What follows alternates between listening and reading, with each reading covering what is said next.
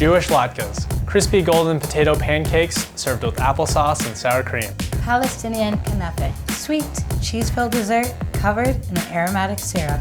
Sometimes food is so tasty, it makes you want to say, holy moly, that's good. Other times you eat foods because they're actually holy.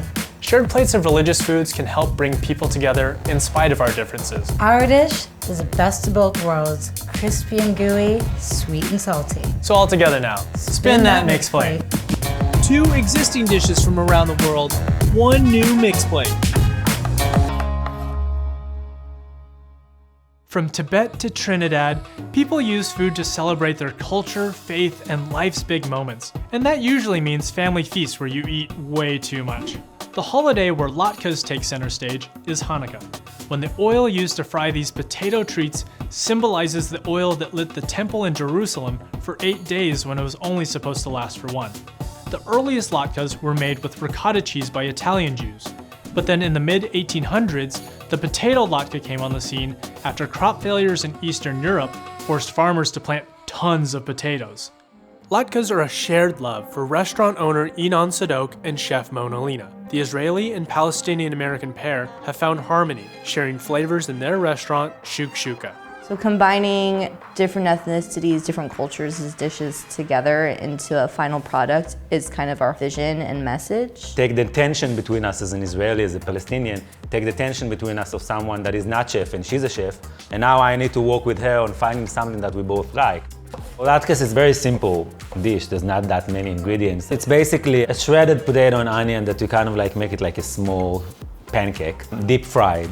Most houses in Israel eat it with labaneh, which is kind of like the Middle Eastern sour cream. And I like to give it like a little bit of spiciness, just to give like to the Ashkenazi food more of a Middle Eastern twist. When I moved to the US, I saw suddenly people eat it with like applesauce. Every family have the same latkes, but it's just what's coming around it. And once it became to be one of the dishes of Hanukkah, it just spread all over. Like latkes, the Knafeh is a celebratory dish, especially at graduations, weddings, and Eid, the giant food party at the end of the Ramadan fasting period. The iconic version of the Knafeh comes from the Palestinian town of Nablus, where the first Knafeh was made from a white brine cheese called nabulsi, and where in 2009, a man named Muhammad Al-Rabi made the world's largest Knafeh, weighing in at 1.5 tons. Official estimates say it fed over 6,000 people. Knafeh dates back to the 10th century Ottoman Empire. It was created to help the king get through Ramadan. It's my childhood favorite. It is layers of shredded phyllo dough, massaged in clarified butter, layered with some sort of sweet white cheese. My mother has evolved her recipe to use queso fresco. And then dressed with katir, which is a simple syrup. Knafeh is one of my best desserts. I'm grateful for have Knafeh in my life. Every culture comes together around a table and eats food with their family and connects through food. What's really cool is to find that connection across all cultures, seeing that no matter where you're from, no matter who you are, food is like evidence that we are all cut from the same cloth. While there have been generations of strife among Christians, Jews, and Muslims throughout the Middle East, holidays still have the power to bring us all together. So in the spirit of holiday sharing, we've set out to make a dish that melds the sweetness of the Knafeh with the savory kick of latkes. It's potato pancakes. To bring these two dishes together, I'm going to be using the structure of the Knafeh, but the outside is going to be a latke mixture. And then the middle is going to be gooey, creamy cheese, and there's going to be loads of fun garnishes and toppings, and all of it will come together as a potato pancake. First thing I'm going to do is make the 2 different dips. First tip is going to be a labneh, which means strained yogurt. So I have some plain whole milk yogurt, not Greek, stir in a good hearty pinch of salt. Doesn't have to be perfect or smooth because it's going to go right into that cheesecloth and into the fridge. So this is unsweetened applesauce, but I just want a touch of sweetness so it isn't completely savory. And then finally, the orange blossom water. I'd caution you, you use too much, it will be like drinking a perfume bottle. You will never eat applesauce the same way again. I know I won't. Now that sauces are done, it's time to make the latke filling. Once the potatoes are grated, just keep it in a bowl of cold water while I grate an onion. And I'm going to strain out all the water from the potato. And I'm going to squeeze best I can. It is a very hands-on process making latkes, but it's kind of what makes it fun. And honestly, latkes are a labor of love. I appreciate anyone who makes it for you. Keep squeezing until there's literally no liquid coming out left. The less liquid that's in there, the crispier this whole potato pancake is going to be. The best mixing tool you have, right here. So get your hands in there. First thing I'm going to add is an egg. It's gonna lightly beat it.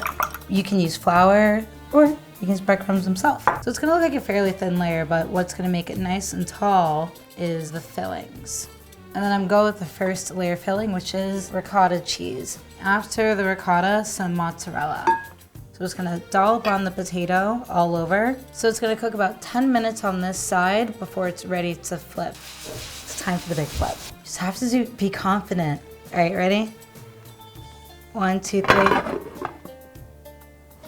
It made it. Now, I'm just gonna finesse it right back in. I didn't drop the cake. This is beautiful. This is ready to come out. I'm just gonna put it onto my serving platter. You want that movement. Just gonna slide it right there. I'm going to get out this labneh. It is super thick, and the longer you let it strain, the thicker it's gonna be. And then just spread it all around the top of the cake. I have some crushed pistachio, and then I'm also going to sprinkle on some of the rose petals. Definitely slice it while it's hot so cheese is still ooey and gooey and warm, and don't be shy on that applesauce. And there you have it, potato pancake.